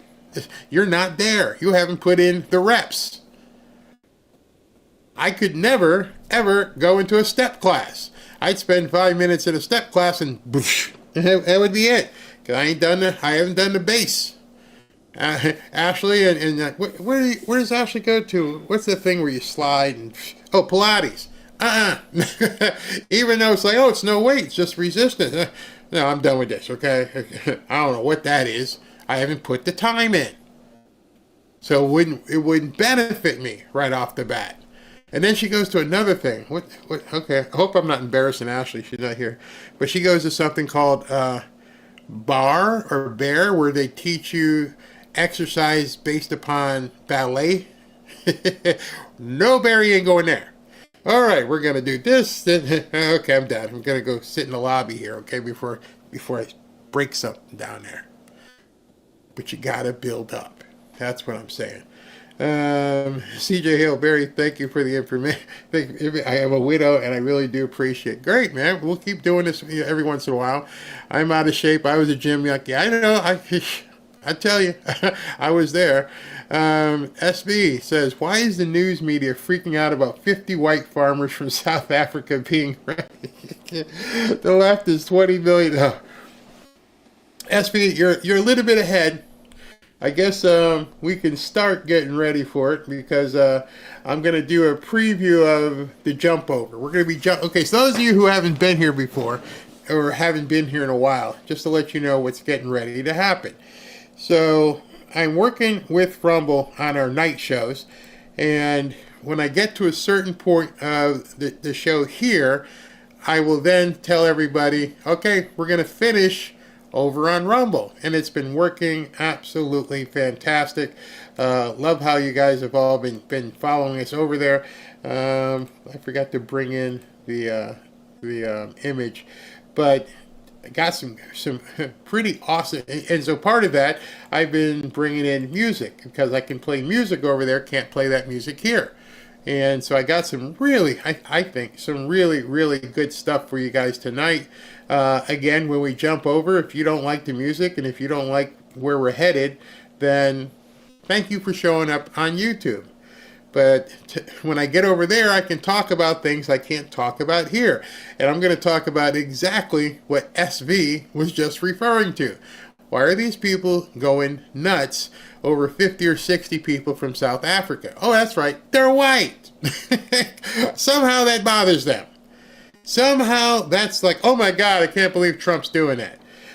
So in a second, not a second, but in a little while, this is where you're going to have to go. If you guys want to begin getting ready, you're going to want to go to fanfareshop.org/Rumble, May 12th. May 12th, that is today, so I'll be putting that up every once in a while, but way in advance of us jumping over. So let's listen to, as we're setting this up, let me finish with these. Okay, hold on. Hi, I'm Kash Patel, and it's my honor to serve as the 9th director of the FBI. Hi, Kash. Each May, the Bureau joins our nation in commemorating Police Week. It's an important time to honor the extraordinary courage and commitment of our brothers and sisters in law enforcement, and to recognize those who have laid down their lives protecting the communities they served. In my time as director, I've made a call to every chief or sheriff whose department has lost an officer to an adversarial action in the line of duty. And although I've only been in this position for less than 3 months, I've already made far too many of those calls. Every line of duty death is a tragedy for the families who lose a loved one, for the officers who lose a colleague and a friend, and for the communities that lose a faithful protector and guardian of justice. Those losses remind us of the tremendous sacrifice law enforcement officers across the country make to keep the American people safe. They go to work every morning knowing there's a chance they won't make it home that night, that they might be targeted just because they wear the badge. Like the 64 officers who were feloniously killed in the line of duty last year, and the more than 85,000 others who suffered assaults. But the men and women of law enforcement continue showing up for all of us despite the hardships, the demands, and the dangers. They do it because they've made a choice to serve and protect their fellow American citizens, and they have no intention of letting us down. I'm honored and humbled to work alongside those who have dedicated their lives to public service, to having the backs of the American people. And all of us owe them a debt we can never repay. That's why National Police Week is so important. It's an opportunity to express our deepest gratitude for those who have taken an oath to protect our communities and pursue justice, and to honor the legacies of those who gave their lives so that others could be safe. The FBI and I are proud to stand shoulder to shoulder with our partners throughout law enforcement together as we protect our nation. Thank you. All right, so everybody who says Kash Patel's not doing anything, he's celebrating Police Week, which in and of itself is a noble cause for sure. Maximus, I didn't know it was Police Week. I salute you and any other law enforcement officers watching this. I applaud you. I applaud you all. I've had many friends that were police officers or FBI agents. I have people that I didn't know at the time that we as we grew older, like, hey, I'm a FBI guy. Hi, I'm a sheriff. I'm like, wow, you guys went into law enforcement. I would never have thought you were someone that was going to be in law enforcement. How'd they let you in? But and nonetheless, these people are veterans too. I had one friend that was worked with me at Disney, and now he's been in, I guess, 20 plus years. And I'm like, you're a cop? How'd they let you be a cop? Don't be offended, bro. You know who I'm talking about. But I'm like, we were doing stuff, and now you're a cop. And I thank you, Maximus, anyone who is a police officer. And so I've got no problem with Kash Patel coming out and saluting officers and law enforcement across the country. And neither should anybody else. So this started back in January. South Africa enacted the Expropriation Act, which sought to undo the legacy of apartheid by redistributing land In South Africa today, 3 decades after racial segregation officially ended in that country, black South Africans, who comprise more than 80% of the population, own about 4% of privately held land. Our panel is back. Ashley Allison. All right, so the preface is stuff which is going to lead us into the jump where I can't really discuss a lot of the stuff here. CNN had to make this a panel. They had to talk to people about the whiteys that President Trump's bringing in. Oh my God, it's such a huge issue. Why would we be bringing in 50 Afrikaners? Oh gosh, what are we going to do? It made news all day long. Between the people coming from South Africa and the big jet, free jet, you'd think everything blew up. Well, the reason is because they can't talk about the other stuff. They can't talk about anything I've shown you before already because they don't want their audience to even know it. And so this feeds into their narrative. Racism, Trump's a Nazi, he's Mussolini, he's Hitler, he's all those things. And he's bringing in white people. Can you believe it? Oh, man. You on this one. This was what the Trump executive order on realigning the United States refugee admissions program said on January 20th. This is one of the first things that the president signed when he got into office. The United States lacks the ability to absorb large numbers of migrants and in particular refugees into its communities in a manner that does not compromise the availability of resources for Americans, that protects their safety and security, and that ensures the appropriate assimilation of refugees. So what's the difference between the refugees that they're talking about here and those refugees?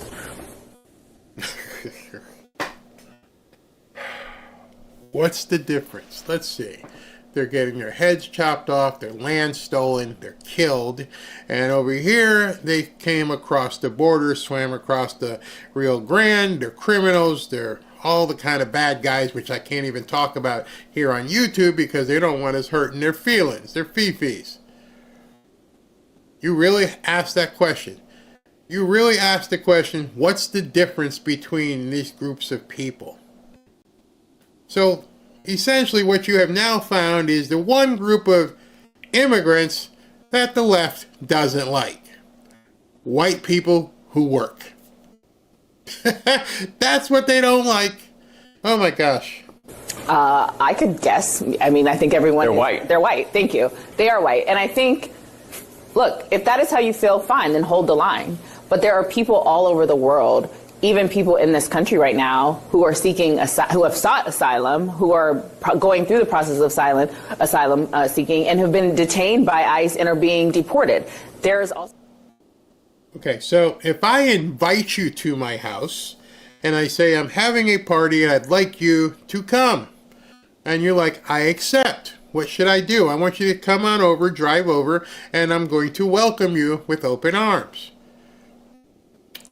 The contrast is kicking in the front door, fighting with ICE agents, running crazy, dealing fentanyl, doing crazy stuff to women and men, shooting cops, beating cops, and for some, they don't remember all that. All they just can see is that these are white people. So that begs another question that nobody has asked. I'll break the ground. So are you saying, Miss CNN lady, that the 10, 15, 20 million people that stormed over here, none of them are white? Oh, maybe we just found something. Maybe it just wasn't about changing the demographics of the voting bloc. Maybe it was also to change the demographics of the races. Races, E-S. You wanted more people of color, as you always say. Now, Trump's putting too much cream in that coffee cup, and you're not liking it. Wow. Also a genocide happening in the Congo right now that I don't see any Congolese being getting relief to come to this country. So there are Afghanis that helped us in Afghanistan that we have left behind. Even the last administration didn't do right by them. This administration can do right by them, but they are not, because it doesn't fit the narrative of the type of immigrants that we want in our country. And even saying... What's the type of immigrant we want in this country? Well, number one, legal. We want legal immigrants. Number two, we want people who can sustain themselves and aren't becoming, wards of the state and don't require taxpayers to foot their bill forever. I mean, I'm thinking those are some pretty good criteria. And of course, they're not friggin' criminals. But CNN doesn't want to talk about that. There is also a genocide happening in Congo. We got to be careful about acknowledging that there's not a genocide in South Africa. That's right. There is no genocide. No, of course.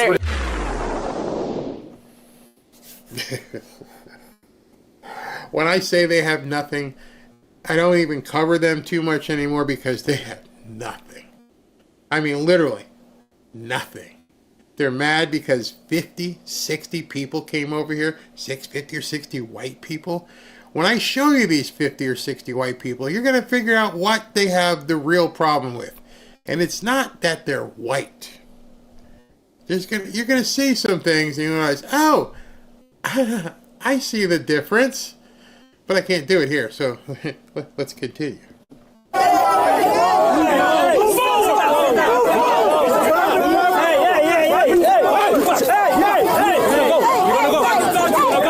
By the way, this isn't the border. Nope. This is New Jersey, where the nuts today decided what they were going to do was, protest and stop ICE officers from bringing people in or out. And you don't understand why the difference in people. Interesting.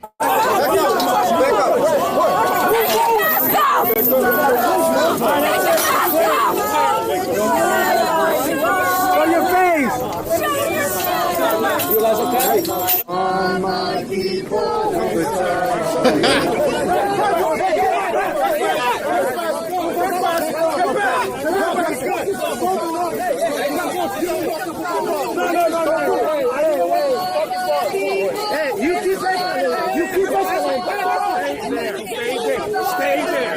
You want to know something right now as you see this priest with the collar, not really sure what flag or whatever that scarf he has on, but this was organized by religious leaders. I don't know what denomination, but religious leaders decided today they were going to go to the ICE detention center and cause all kinds of trouble because my Jesus would do something like that. Wow. Man, stay there. Come on. Those are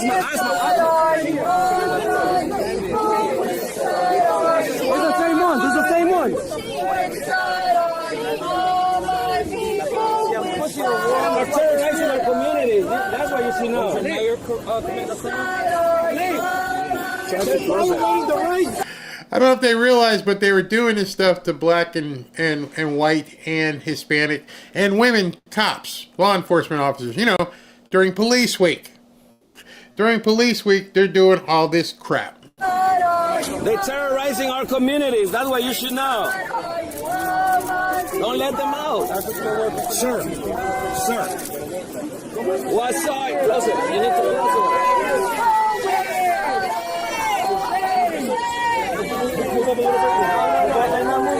Sir, I need you to back up, sir. You back up. No, you fucking touch me. Hands off me.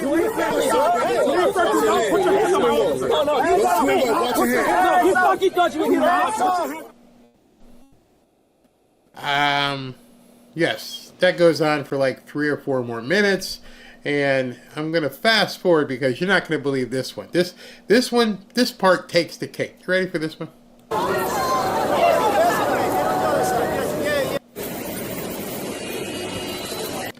She's blowing kisses to the newcomers in the van, who may be, drug dealers, murderers, and the other stuff.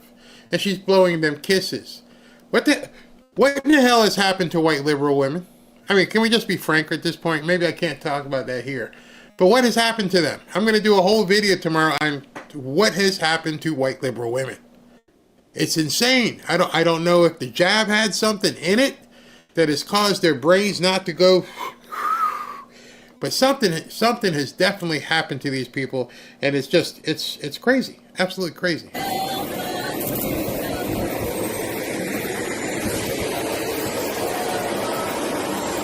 She's bowing.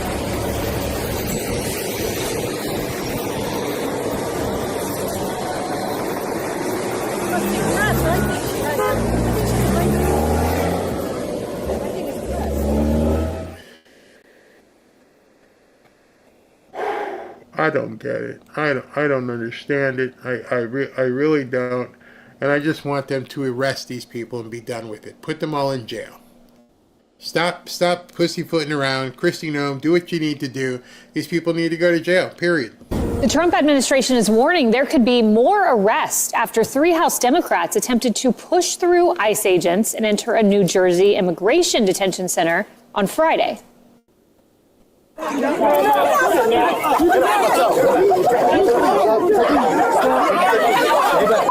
If you're wondering why I keep moving forward, because the people that be here don't like it being shown that this fighting is going on. So I risk things by showing you that craziness here. Lawmakers have oversight capacity. DHS had said, hey, we would have let them in with proper channels. But instead, you saw that play out.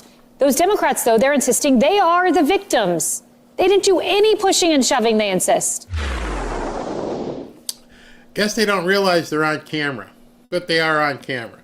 All right, so let's see here. Do I want to run this section next? Okay, this one, yeah, we'll do this one. More about these nuts right here. Trump has virtually halted refugee admission in America for people fleeing war and famine in places like Sudan and the Democratic Republic of Congo. Back with Rick, Mark, and Eddie. Rick Stengel. Yes, it's so deeply and morally wrong-headed and repulsive. These are the descendants of the people who created the most diabolical system. It's repulsive. This moron just said it's repulsive that these people are being brought into the country. They have people over there getting their heads lopped off, and it's repulsive that we should let them in here. Of white supremacy in human history, apartheid. They're not directly responsible for it, but it was a system that actually moved black people off of the arable land. So they inherited the land that the black people had to give up. It was called forced removal. It was something called a Bantustan policy, where they moved black people out of the cities and farmlands into these remote areas with non-arable land. I mean, it was just one of the most worst processes ever. But what has happened in this strange, bizarre world we're living in is that the Afrikaners have become the darling of these right-wing, white supremacist movements around the world, that it's like the lost cause for them. It's like the old Confederacy. They're held up as these white Christians who are being dispossessed of their land. It's like this is a modern replacement theory.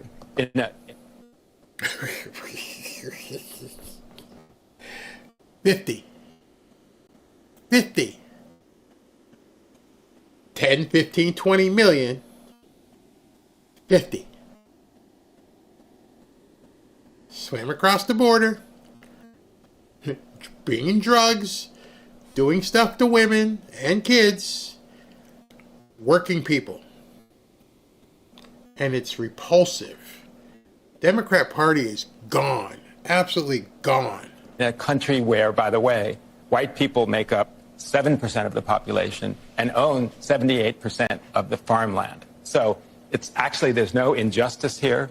As you mentioned, it's taking places away from refugees who are really being crushed by authoritarian governments and military. Wait.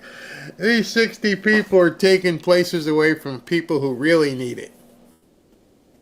He actually just said that. I was watching this going, you got to be kidding me. They're taking, what about we can put so much more people here? How about we take 60 of the nut jobs up? Does that help? Does it balance it? We take 60 Trace Leches guys out and we put 60 Afrikaners. Does it balance out a little bit for a day? Wow. For these folks who have never had anything happen to them. And Trump amazingly called it a genocide, one of the worst lies I've ever heard him say. There's just been a small handful of farmers that have been killed over the past 10 years. Wait. He yada his way through that. There's only been a few people killed. How many's enough? A handful of people got killed. What are you making a big deal about it? Okay, they got their heads lopped off. Don't worry about it. It's not a big deal. So some white Africans got killed. Man, don't worry about it. Has actually been expropriated. So it's just a farce and a sham and a moral ugliness. What happens now that he's taken this step? I don't know. I mean, it's like a Batman movie or something where all the bad guys get collected under one roof. I mean, like, who else do you now go and find other racists who have repressed people and give them refugee status here? It's just, I don't know where it goes from here, but I mean, where it should go is that people should never listen to these networks ever again. They're bat poop crazy. They make absolutely no sense. I mean, this guy has probably never even taken his own garbage out. And he's telling people it's no big deal if 50 or 60 or people that got killed. I don't know how many people got killed. It's no big deal, and it's repulsive. It's like one of the worst things I've ever seen in my life to bring 50 white people in. You even said it. It's like a headline from The Onion. I don't even know how to get more extreme than this. You know, I think it's important for us to understand that the Trump administration is a lot of things. But one thing it certainly is a white nationalist project. And oftentimes we don't want to describe it as such. I'm not reducing it to it. The only thing you could, as you watch this, there's only one thing that you should take from this. Just pray that these people continue with this. It hasn't worked. It's not gonna work. Nobody believes it, but yet they keep saying it. They're hoping that maybe there's a few people out there who aren't bat poop crazy that will start changing their mind and calling all of us racists and Nazis. Because you just lost an election handily. And instead of looking in the mirror and saying, what could we do better? And like, nope, let's continue with the crap we've been doing. It seems to be working really well. Says nobody ever. Because there's greed, there's graft, there's all sorts of things happening around it. But we need to understand the way in which great replacement theory is driving this. There's a sense in which the immigration policy is all about demographic shifts. There's a sense around the assault on voting rights and civil rights. It's all about who will have the decision-making power to determine who will run the country. And here, this idea that the republic must remain a white nation is... Oh my God, dude. Woosah, it's going to be okay. You'll wake up tomorrow, you'll have your funky glasses on, have your super coppa latte, and go back in the studio and you'll be able to spew some more stuff. And the white peoples from Africa aren't really going to bother you. They're not coming for you. They're not going to be kicking in your door and taking advantage. Well, wait, I was going to say wife, but yeah, never mind. I ain't going to go there. But in any event, you're going to be fine, bro. What are you freaking out about?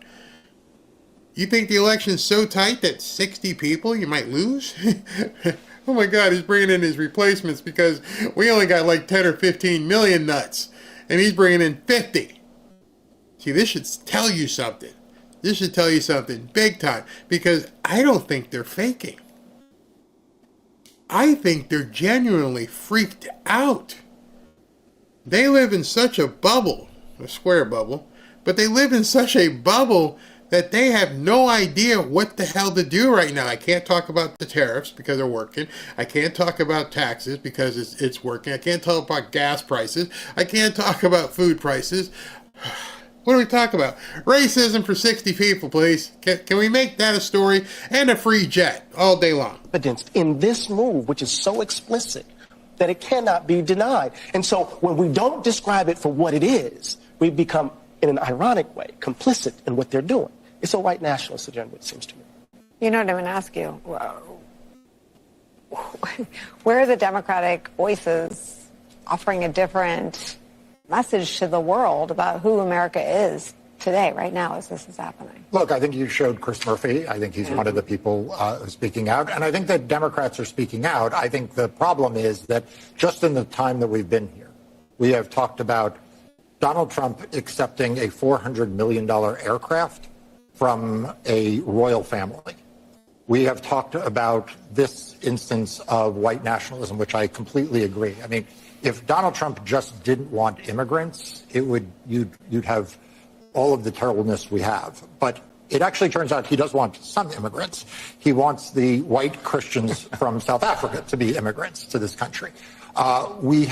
You began, when we first sat down, talking about the rationing of pencils, right? A world in which the 11-year-old girl has a quota on the number of pencils she can have. Wow. Rationing of pencils, racism, white nationalism, the big, beautiful plane. Anything about drugs? Have you guys talked about prescriptions at all? Is this something, even on the table? The tariffs, the stock market? No? Pencils? Pencils. Yes. All of these are of a part. They are all of Donald Trump, who wants to be a strongman. He wants to be a dictator. He wants to be able to dictate how he flies, how he lives, who he associates with. He likes associating. I think he likes the idea he got a plane from a royal family. I don't think he would have taken the plane if it had come from like Sweden or Switzerland. I think he liked the idea that it came from, a regime in the Middle East that is run by a royal family. And against that backdrop, you have Democrats trying to fight each of these fires when really what it is just one big blaze. And I think we need to understand that there is, as Eddie said, a through line that connects all of these things together. Thank you guys for connecting all these things together and for being here with me, Rick, Mark. Thank you guys for blowing smoke up my butt and letting the American people who are idiots understand it's all about racism and white supremacy and pencils. That's what I have for you today in my show. Seriously? Seriously, you brought all those people into a studio in New York at an hour-long show, and you talked about white supremacy, Afrikaners, and pencils and a jet. And everybody who watched that, well, what happened? I mean, I don't give a shit. Excuse my language. What? You got anything for me? Nope. It's incredible. It's incredible right now. These pencils. Can you believe Shirley only got 6 pencils? What are we coming to? Shirley only had 6 pencils. Wow. Yeah, he's winning. Yeah, you could bet that. We're going to win so much, you may even get tired of winning. And you'll say, please, please, it's too much winning. We can't take it anymore. Mr. President, it's too much. And I'll say, no, it isn't. We have to keep winning. We have to win more. We're going to win more. I had to show that to people because if I had said it without showing you, you wouldn't have believed it. If I had said, hey, listen, one of their big things today that they had a problem with is that there was rations in pencils. And you're like, Barry, you're making it up. No, I'm not making it up. It's actually true. Oh, my goodness. All right, so you're about to hear some music if you're over on Rumble.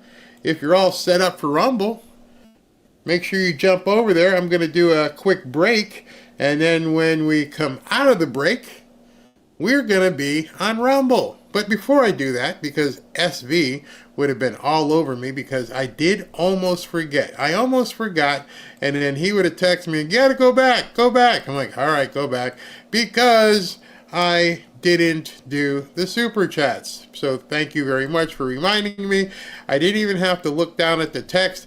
I even thought to myself, what would SB or Ashley want right now before I jump over to Rumble? And they'd be like yelling at me going, super chats! I'm like, okay, I heard it then. Sort of like Leonard Skinner. All right, let's talk. China Biden didn't walk all over him. Mudlarko, Barry, we are winning, so I want to hear the Democrat baby cry. Oh, this one here?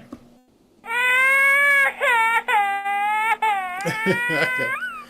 The Democrats and the mainstream media are stuck on Gilligan's Island. I believe that. Larry, 1754, in an earlier show you mentioned talent on the news network. Can you tell me what networks you were referring to with talented broadcasters? My bad. Exactly. Fume drummer. McDonald's hires that many people anyway due to employee churn. We need to implement a training wage instead of universal minimum wage. Okay, I can see that. But I would make it merit-based. If you're here for 30 days, you get a bump. If you're here for 90 days, you get a bump. If you work the fryer later really well, you get a bump. Diana McCowan, Barry, keep up the great work. I look forward to your shows every day. I was so turned off by CNN and MSNBC. Good for you. Thank you. Granny sees it. Adults have forgotten how to set goals and how to have dreams. If they steal your dreams from you, then you got nothing left. Don't let that happen. Granny sees adults have, oh, she said it twice. Thank you. Sue McComas, thank you, Barry, for all your family, team, MAGA. Thank you. Granny C again. You can't steer a parked car. If you don't step out and start, you'll never leave where you're at. Start taking chances. Great. That's a good one. Buddy Sanders, how many white people murdered in Rhodesia? I couldn't tell you, but we can look it up. Demon of Cybertron, I've been using Grok to do my research on companies to invest in stocks, and I have also used it to remind me what deals the Trump admin has done. Born on the 4th.